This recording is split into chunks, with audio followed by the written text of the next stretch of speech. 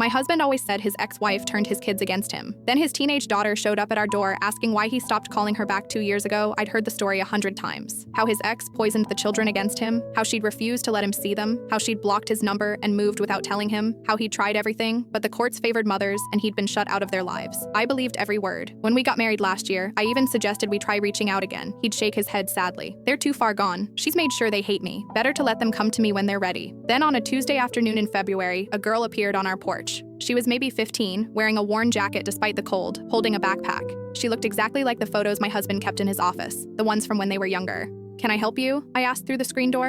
"I'm looking for my dad," she said. "This is the address I found." My stomach dropped. I called for my husband. He came around the corner and froze. His face went white, then red. "What are you doing here?" he snapped. The girl flinched. "I wanted to talk to you. I've been trying to call for 2 years. You stopped answering." 2 years. I felt something shift in my chest. "Your mother put you up to this," my husband said. "Mom doesn't even know I'm here." The girl's voice cracked. "She told me to stop trying, that you'd made your choice, but I had to know why." "Know why what?" he said coldly. "Why you stopped calling me back." The girl pulled out an old phone. She swiped through screens. I could see message after message. Missed calls, voicemails, all from her to a number I recognized as my husband's old phone. The one he claimed his ex had blocked Dad. "I sent you dozens and dozens of messages that summer. You answered twice, then nothing." I felt like I was watching a stranger. My husband's jaw tightened. "You were being difficult, taking your mother's side." "I was 13, she whispered. "You divorced Mom. Not me, not my brother. But you stopped coming to my soccer games, you canceled our weekends, you forgot my birthday." "That's not how it happened," my husband said. "Then how did it happen?" I heard myself ask. He turned to me. "You don't understand. She's twisting everything." The girl pulled a folder from her backpack.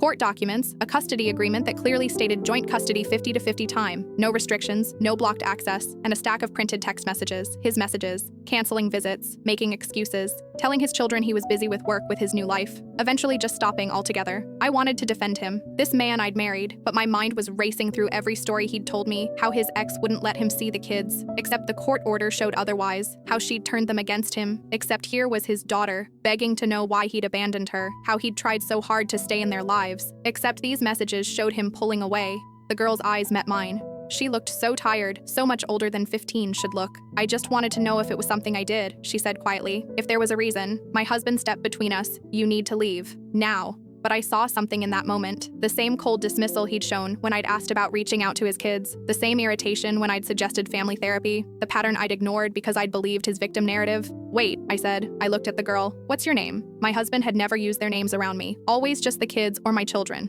Like they were concepts, not people. "I'm his daughter," she said simply. "And I think I have my answer now." She turned to leave. I watched her small figure walk down our driveway. Something inside me broke. I couldn't fit what happens next in this short video. Watch the full story below.